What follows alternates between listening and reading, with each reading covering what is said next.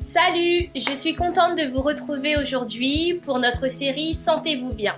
Alors aujourd'hui, je vous donne le premier conseil pour commencer notre cheminement vers une meilleure hygiène relationnelle.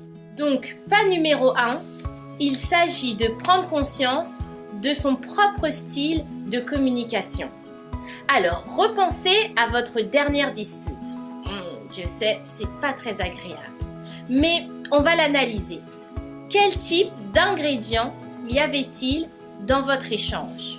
Plutôt des injures, des menaces, de la disqualification du style t'es vraiment nul, tu sers vraiment à rien, de la culpabilisation ou des généralisations, c'est toujours comme ça avec toi, de toute façon c'est toujours pareil. Ça vous rappelle des souvenirs? Bon, en tout cas, à la fin de cette vidéo, vous ne vivrez plus vos disputes comme avant.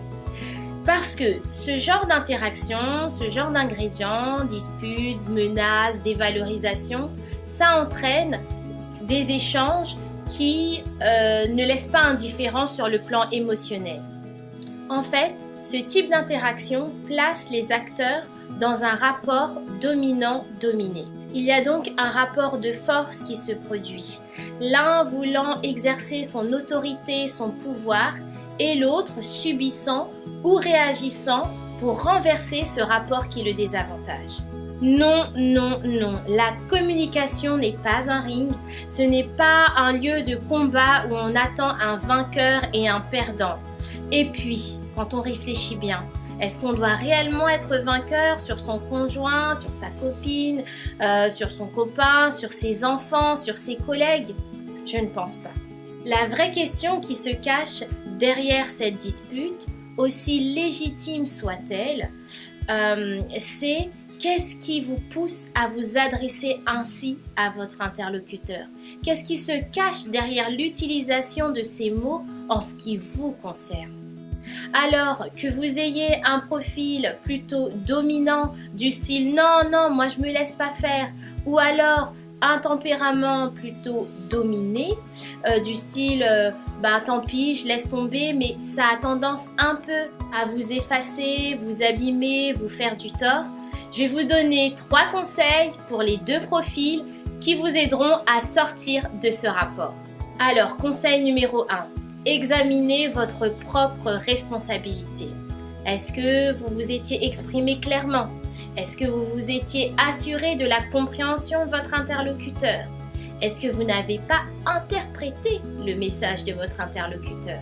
Alors là, sur l'interprétation, j'y reviendrai dans une vidéo toute spéciale parce que ça, c'est sûr, ça fait beaucoup de dégâts.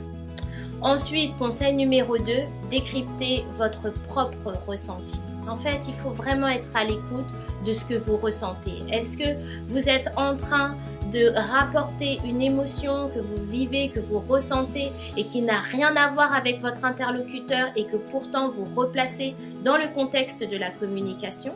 Et 3e conseil, utilisez le je, parlez en je, pas tu as fait ci, tu as fait ça, tu aurais dû.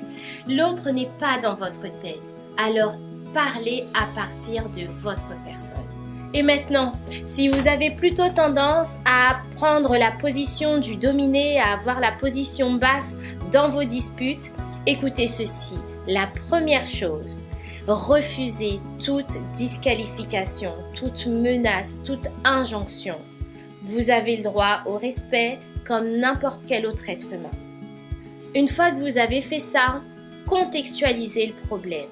Le malentendu, le désaccord doit rester dans son contexte et ne permettez pas à votre interlocuteur de déplacer cette mésentente dans un cadre plus large.